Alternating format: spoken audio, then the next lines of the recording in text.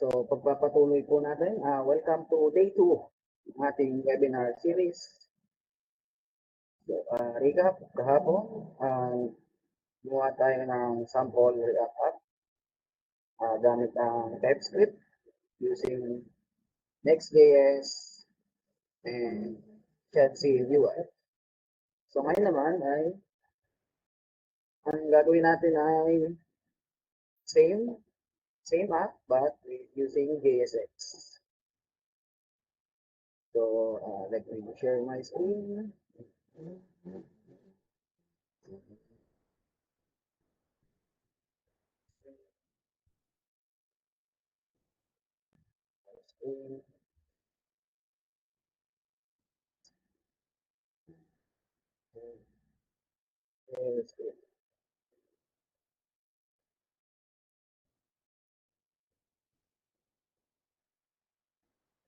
That's my screen here.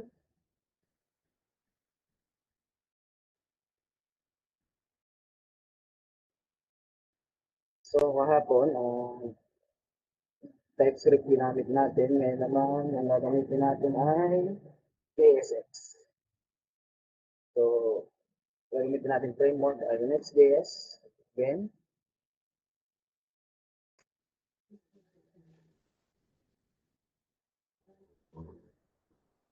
JS at CNLM.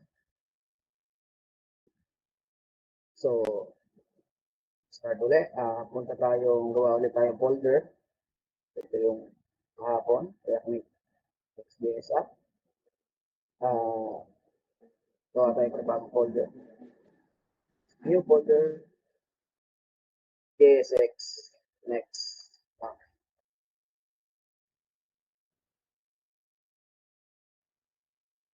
And then. Natin ito sa CMD. And code. Yung ating Visual Studio. Balik tayo sa Next.js. Located.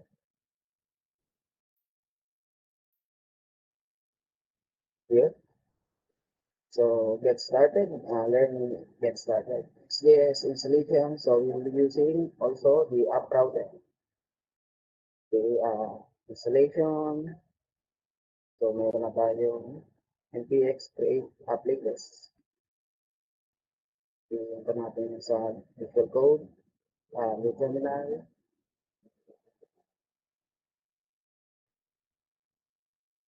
Paste the command and we will use the JSX.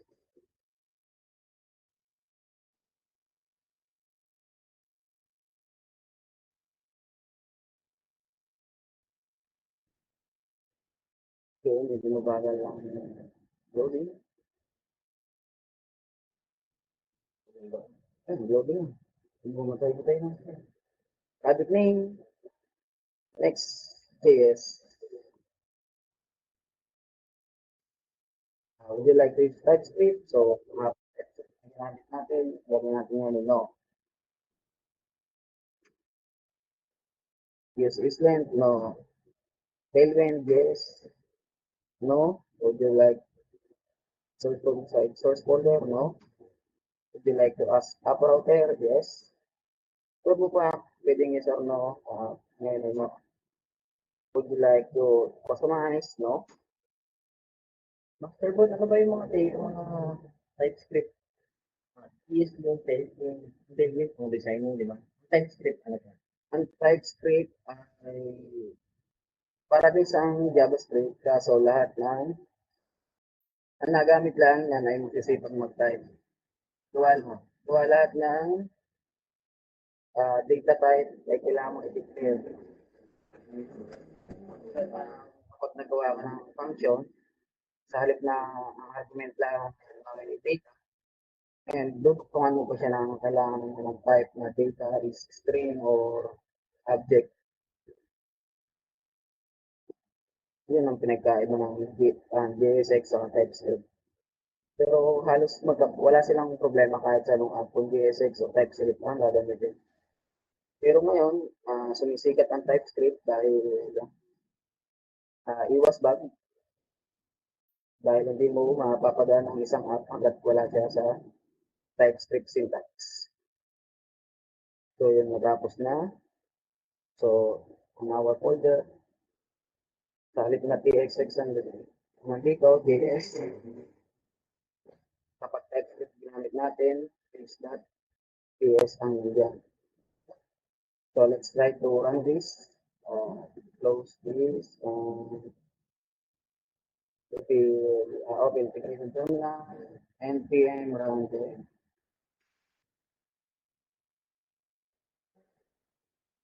at mag-open siya sa localhost. So let's open here in another tab. Here. So localhost 3001. So ang ating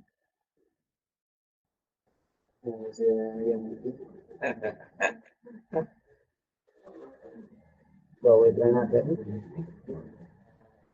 Sa umpisa mo paano ito mag-load dahil hindi tayo nakatubo pa. So ito yung may issue agad. Okay, so ito yung hydration warning. So normal lang to sa mga bagong app. So para mawala ang error na to, ang Next.js sa halip na makikita mo siya sa console ang error, makikita mo na kaagad siya dito. May issue daw, console error. So para matanggal yan, punta lang kayong app, layout.tsx here. At lagyan mo lang yung CML lang, suppress, hydration warning.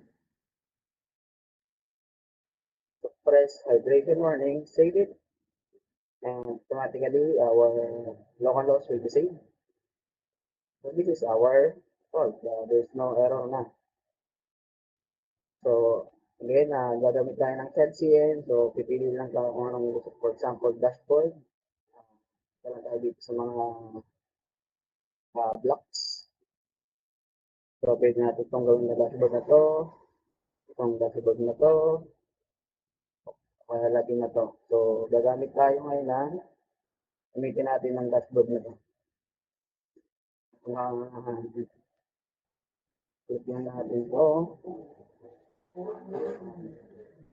Copy na natin ang command na to. Ito yung command. So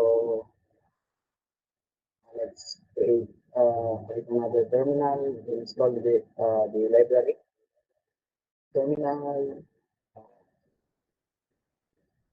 open integrate terminal and paste the command here.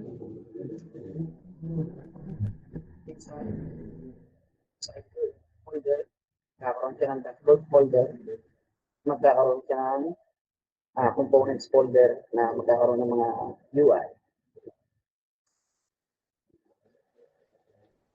Would you like to write translation? So, yes. So, pili natin ay neutral.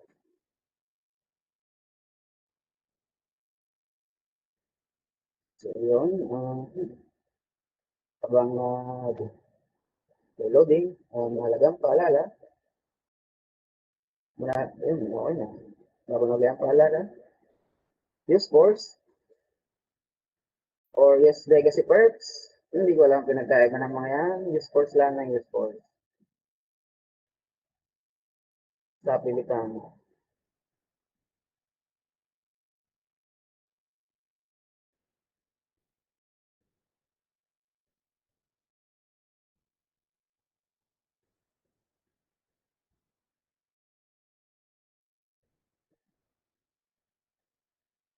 Ano ba naglo-loading? At yan, so okay na. Meron na daw dito folder sa loob ng app, nagka-dashboard folder na at components folder at sa loob ng components folder may UI at ito yung mga slide CN components. Ngayon, dahil may dashboard folder tayo sa ating localhost here, so may issue cannot resolve failure CSS. So let's clear the server and run again. So let's refresh. 3001. Then to solve. Stuck. So, kailangan natin ito. Issue. May issue daw. Hydration warning. Body. Hydration warning. Apply of this. So, kailangan din yata ilagay din dito sa body. Hydration. Save it. And wala na siyang error. Kailangan pala sa HTML saka sa body kapag JSX. Pero pag TypeScript, kahapon dito lang ay mawawala na yan. Dahil itong homepage, dahil may dashboard folder tayo, pwede natin itong lagyan ng meron na tayong dashboard slash dashboard.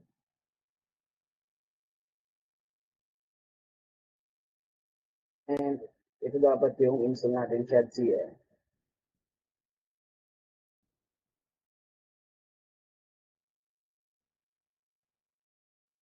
So ito na yung dashboard mula sa CAD-CM.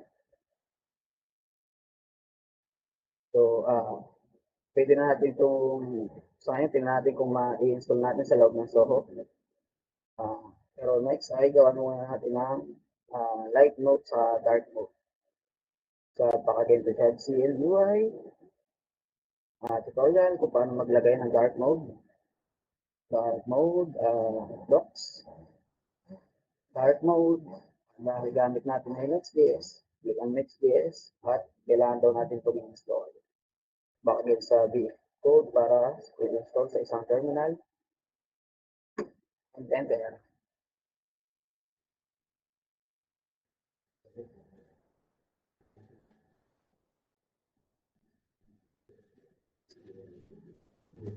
Medyo mabagal lang mag-download.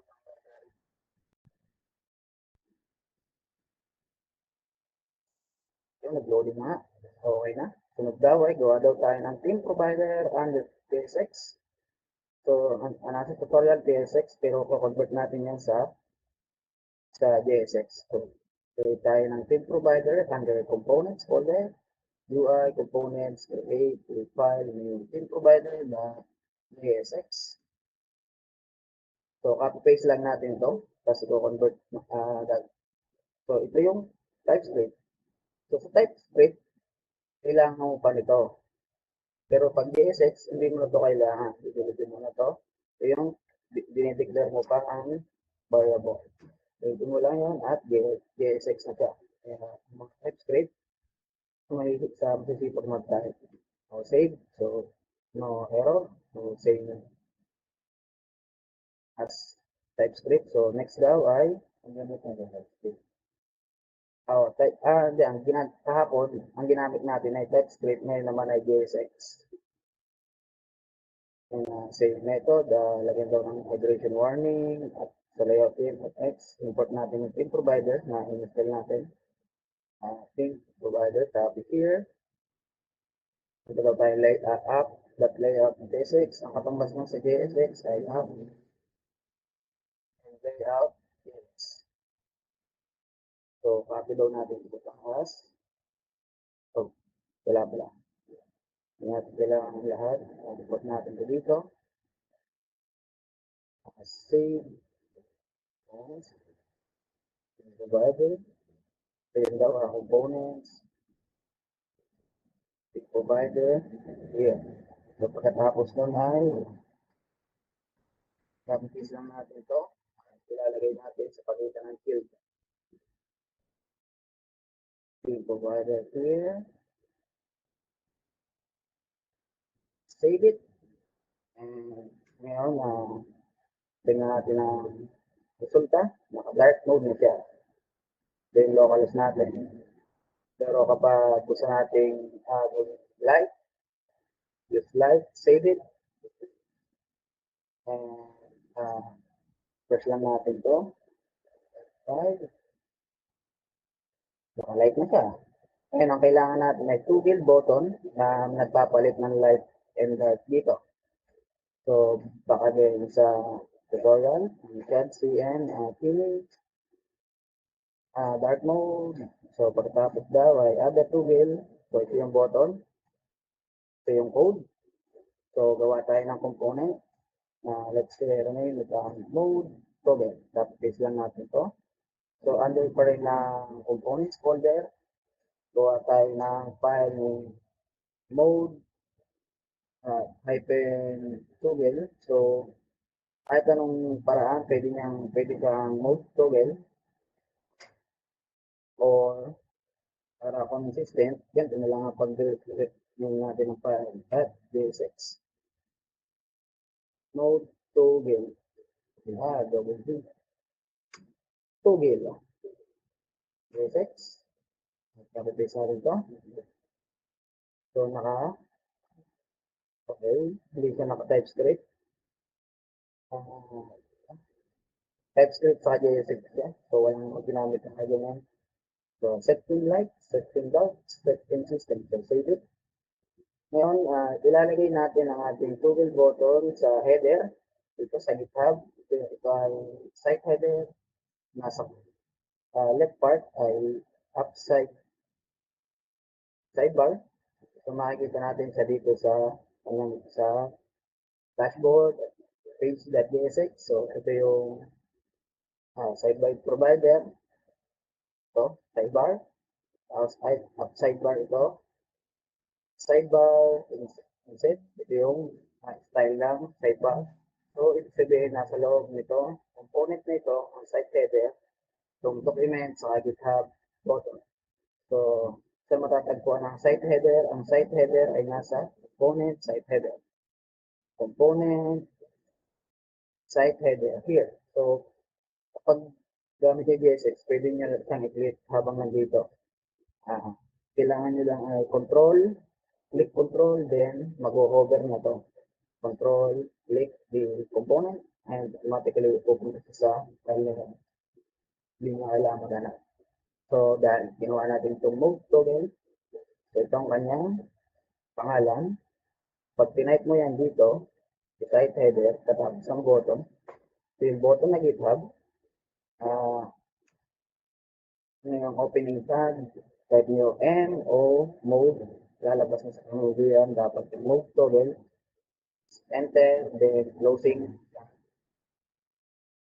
tab by opening tab, and closing tab siya.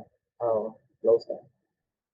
Then, kapag sinate natin siya, kung nakikita nyo, wala ang GitHub, kapag sinate, automatically, nakaroon dapat yung ang bot. At yun, naglaboto na nga. Try natin kung gagana ako ng dark mode o light mode. Open. So, dark. Then, light mode. Ayan, gumagana na.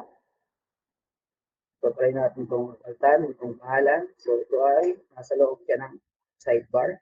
So, dito makikita siya dito sa balikulat CSX dashboard. So, nasa loob siya ng up sidebar. Open natin yung up sidebar. At hanapin natin yung component na nav user. Ito yun. Ito yung nav user. So, control, click the nav user, pupunta siya sa nav user. So, nandito yung data ng user. So, nasa taas, dapat, so, pinasa nyo yung argument na user. So, balik tayo text.csx. Ito yung up sidebar. So, pinasa nyo yung data na user. Ang user na yun ay galing sa data na data.user. Hanapin natin yung data niya. Data. Ito yung data. Data.user. Ito yung pangalan. So, email. So, kapag pinagda natin yung pangalan natin, example, Bonga, email, one of the CRM, carpenters,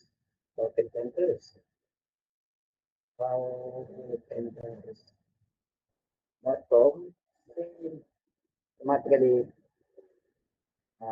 pinupulog natin yung pangalan na natin. So, yun, ngayon, paano ngayon ito i-deploy sa ang ating Next.js app sa ating Soho, Soho CRM, as a widget, for example, web app. So, hindi natin kailangan ng root na dashboard sa Soho. So, tatanggalin natin yung dashboard folder, ililipat sa mismong page.tsx. So, try natin to. Tanggalin natin to. Page.tsx. Okay. Layout. Page. tsx. Page.js. Gawa lang tayo ng panibagong folder. Okay, rinig lang natin ang folder na to para hindi na siya maging root. Underscore dashboard kapag sinave yan. Tapos, ang ating dashboard here. So, page not found, hindi na siya root. Palagyan pa natin siya ng underscore dito. Page not found pa rin siya. Yan ang isa sa mga feature ng Next.js app router.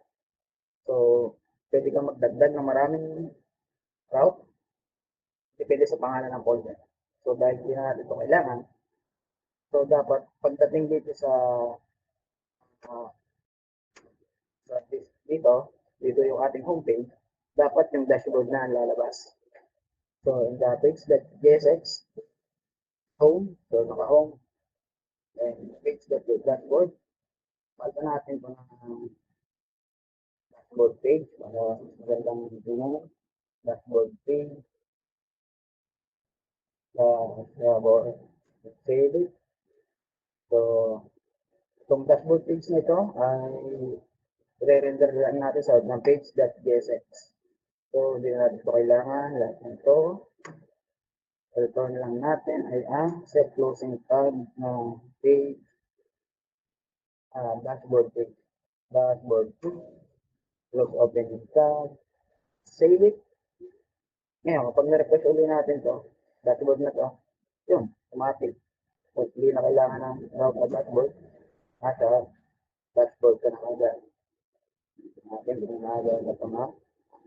Light mode. Yan pa. Diba? Sa locals pa rin siya. Ilalagay natin siya sa CRM dito. Sa web tab. Hindi pa siya naka-deal. Ilalagay natin siya sa itong web tab. Widgets. Ngayon, ititin natin kung gagawin siya sa widgets. Okay, ito widget. Next. Yes. Dashboard. Ngayon tayo dahil development, web tab, ang hosting natin yan external muna. Copy-paste lang muna natin ito. Save. And settings, modules and fields. Create tayo ng web tab. New web tab. Ang alam ay next. Okay, wala. Next.js. Next.js. Dashboard. Click the widgets. And hanapin nila yung Next.js widget na install nyo. Next.js widget. Install. At yung Next.js dashboard. And save. At nandun na yan. Try natin. Web tab na siya. Nasa localhost pa. Next.js dashboard. Sa unang load nito, ito yung, alam ko mag-www to. www. Refresh nyo lang.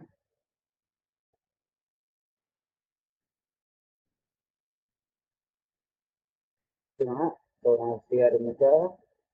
Ngayon, kailangan natin baguhin yan dahil kailangan natin ay i-build ito.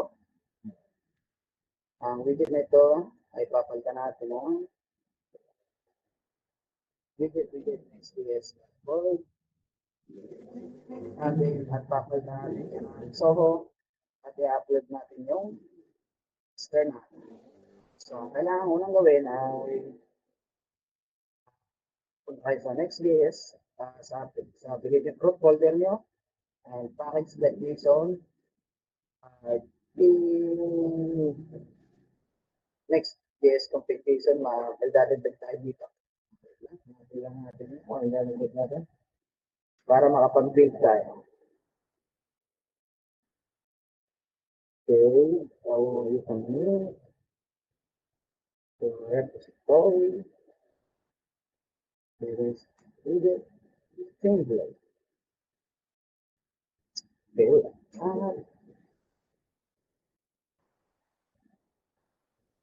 yeah. So yeah, kailangan nyo lang ito. Ang una ay ang output. So kailangan natin lagyan ito ng output. So, may value na export. Then images. So ngayon hindi pa tayo gumagamit ng images pero sa dito gagamit tayo. Unoptimized is equal to true. Next is asset prefix. Sa empty string lang to. And base path niya dahil ang base path na Soho ay hindi uh, ay iba sa kanyang original na hindi Soho.com.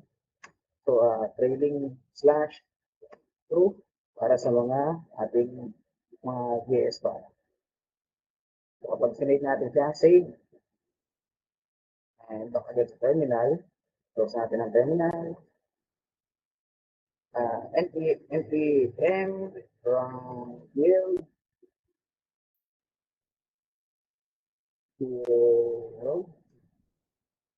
tapos magawa siya dito ng out folder, audio folder.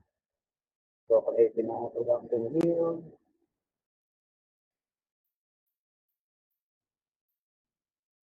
okay.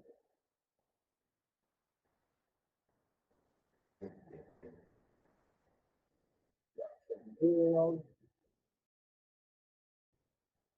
Kaya nag-build mo siya. Then,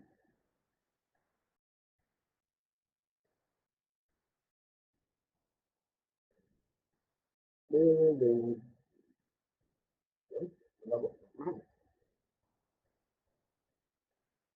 Analyzing.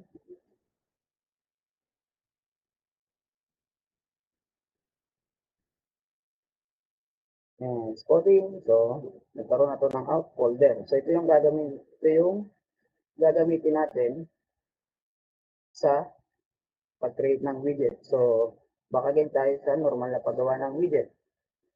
Inside this, baka din sa folder. Here, CLD lang natin yan, sa command. So, dito na. Pukubad natin ang set init.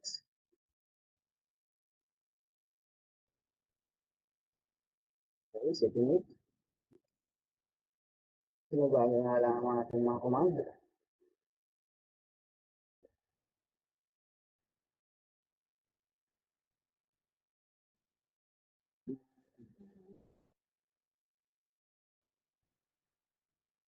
Medyo mabagal na.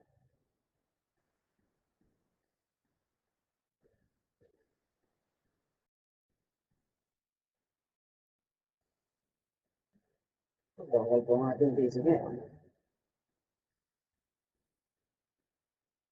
Ulit. Ayun, buwa na. Okay. Yun. So, pili natin ang source CRM, project name, pangalan natin itong CRM, enter, at mag-declare na siya.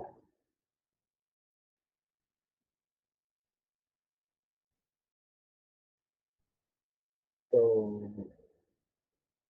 ngayon, dahil may build folder na tayo, check natin yung folder ito. Sa Next.js app, meron tayong app, nasan yung out folder? So, out folder,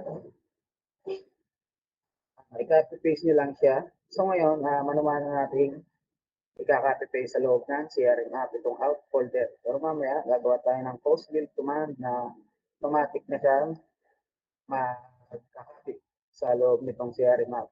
So, inside this app folder, paste lang natin yung buong out folder. Here. Oh, sala. Yung laman lang pala ng buong out folder. Hindi mismo yung buong app folder. Yung laman lang, Control X, Control V. Tanggalin nyo na yung out folder dahil wala na itong laman. Yung out folder lang, yung laman lang nito. Delete. Ngayon, pwede na natin siyang i-try sa set run kung talagang wala naging problema. So, dahil meron tayong CRM app at NetBase app, ito yung ginagamit sa Soho. So, open natin yung sa integrated terminal and try to do set run. Dapat same result pa rin siya. Set run. So, ito yung localhost, 1050. Copy-paste lang natin ito dito sa ating CRM. Itong localhost 5,000. Ito natin walang pagbabago. External. Kalit na 3,000. Yan natin ay CRM. Index. .html. Save it. Tingnan natin kung walang pagbabago sa ating widget na Next.js dashboard. Sa alam ko to ay may error pa to. So ngayon wala nangyari. Check natin. So puro sa 404 spec soul. So mga 404 ang kanyang mga link.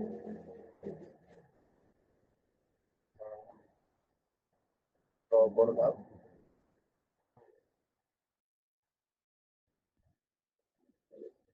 Loading.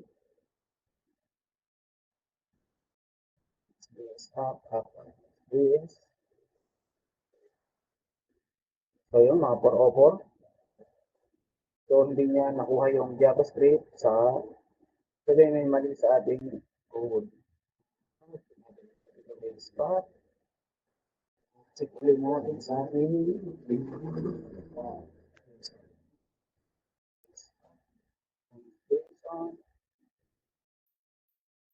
okay, post natin.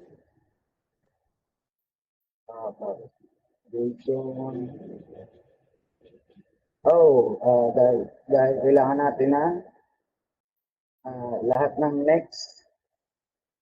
So, kung mano-mano, ang mangyayari, punta kayo sa app, then index.html, kapag to pinormat nyo sa Beautify, format this document, makikita nyo na ang static folder ay dapat nakaganto. So, dapat meron pong dot. Ngayon, ginagawa yung mano-mano, pero mamaya gagawa tayo ng command na automatic magkakagaya ito. So kapag ngayon may mano-mano natin lagyan ng dot, save natin itong widget, mababasa na ang ilang CSS pa.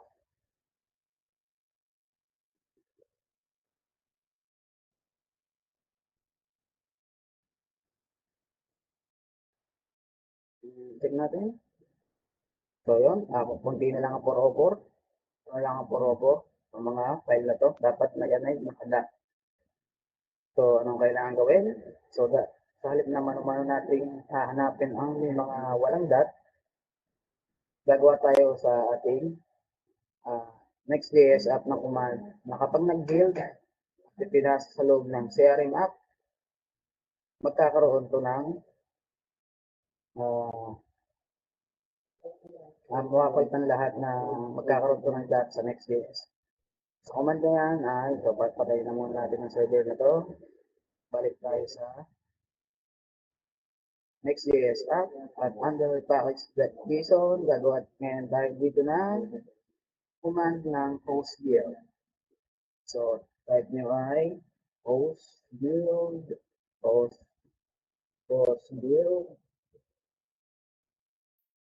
Mukhang ulit lang.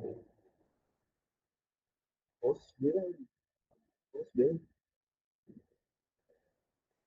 Kung dapat ito. So, ang command na ito ay para lang sa Windows.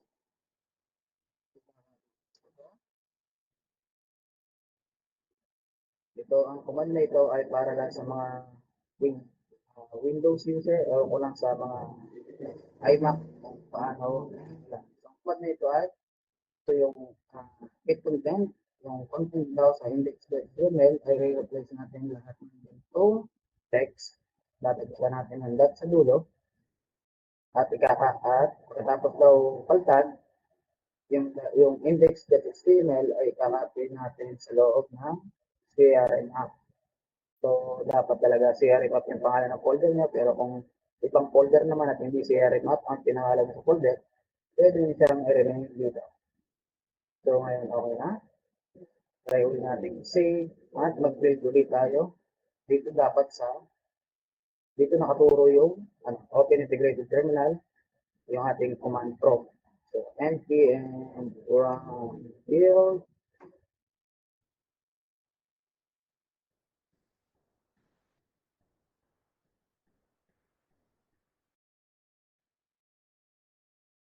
So, vision. Click mo data.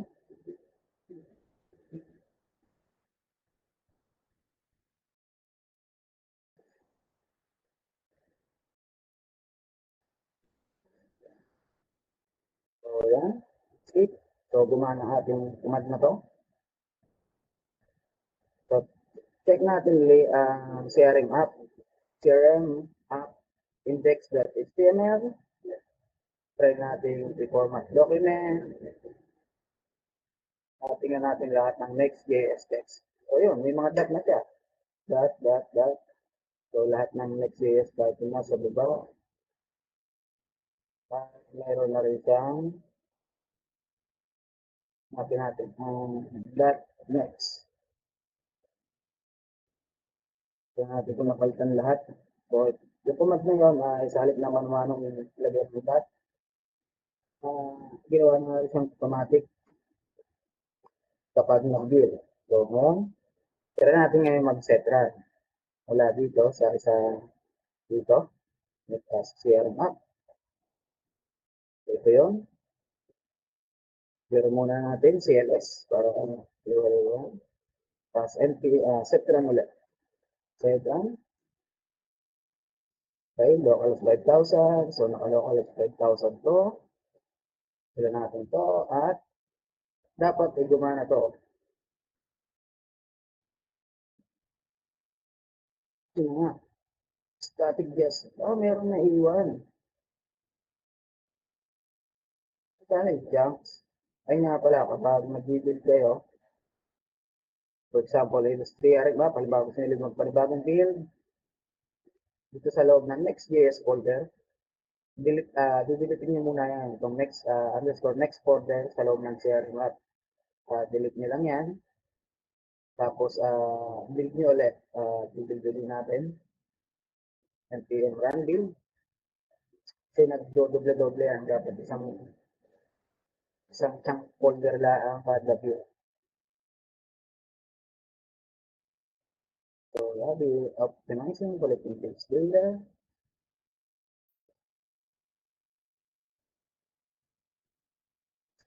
Build traces.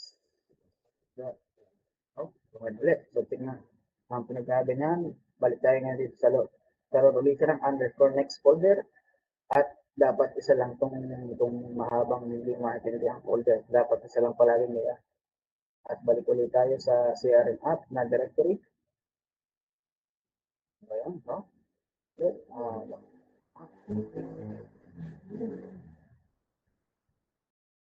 Clear ulit natin. Tapos set run.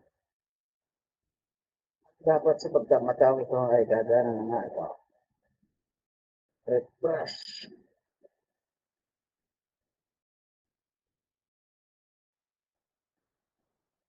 Hindi lang. Hindi talaga. Lumana.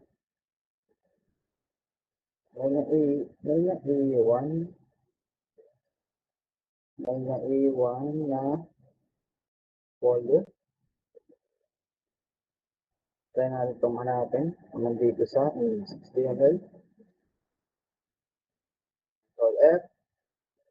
At ito nga na A1 siya. So,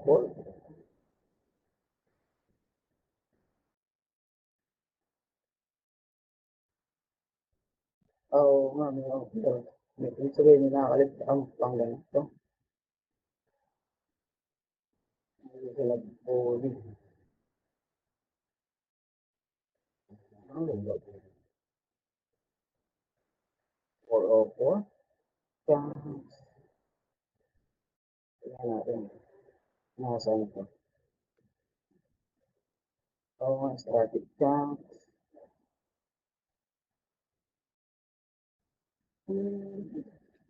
So, try natin i-set back na. Try natin kung may pagkakaiba. Set back. So, ngayon nagkaroon siya ng this folder sa CRM app list. Ito yung folder. Try natin itong palitan. Kung may error ba. Uh, Digits. Dideploy natin. Okay, edit. Dito, open natin ito sa Reveal Files Explorer. Here. Gawin natin itong Soho. Drag and drop lang natin. Tapos ang index page ay slide index.html. Save it. Yun. Try natin ang nextjs.code ulit. At kung may nga lang, meron na hindi talaga kumain. Okay. So,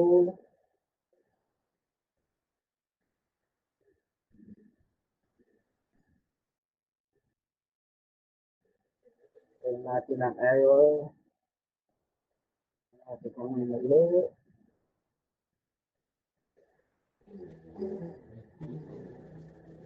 Ay, ikaw.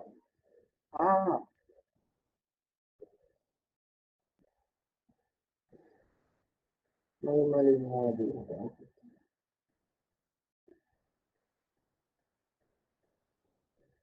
May mali. So, ang tansya ko, ang mali dito ay nasa page.csx. Sa next app, play out, page.csx.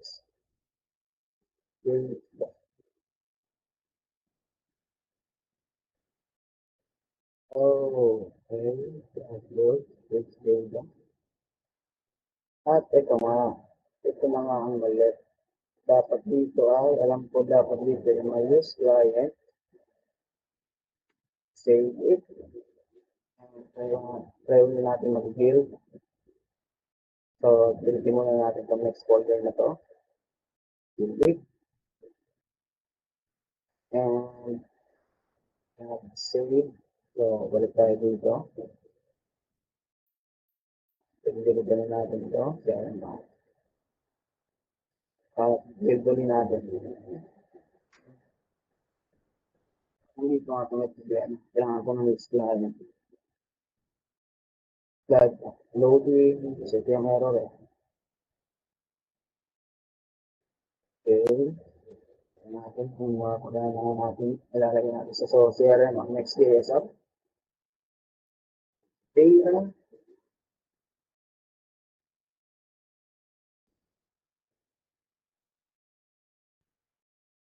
So, balik tayo. Kaya nakabuild na. Balik ulit tayo sa CRM app.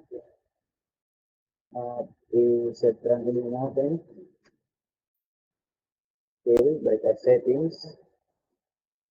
Widgets. And natin natin Next.js dashboard. Palitan natin muna ng external. Pagyan natin local 5,000. Let's see. Index. HTML. Save it. Balik ang CRM.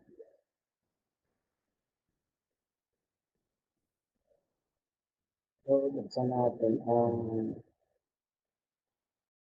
natin AR extension dashboard Next.js. Gumana na, nakalokalos.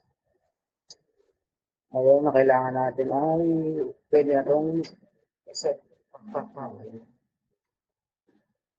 So, stop. So, may na-override niya ang this folder. Share map of this folder. So, upload ulit natin to. Okay. So, ang salarin lang pala yung use client. Okay, this folder. Ito yung strike folder. Okay lang. Kaya natin itong isoho. Index. Page 9. Index.html. Save it. The moment that natin to.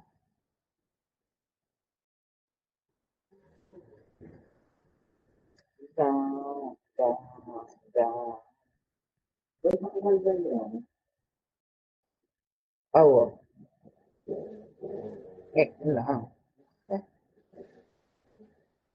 Nakakulang lang sa record.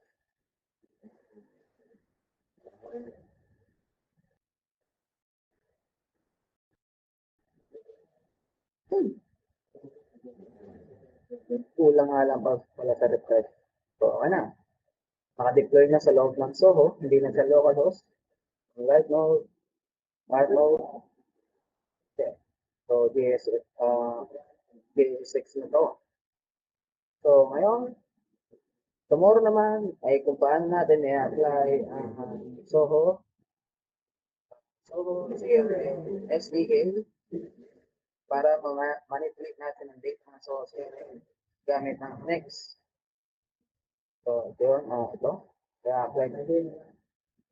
I-apply natin ito bukas ng 4 to 5 ulit for our day 3 kung paano natin ito i-apply sa loob ng Next.js. And also, gagamit din tayo bukas ng Redux toolkit for state management. So, yun na po. Maraming salamat po sa ating mga dumalo.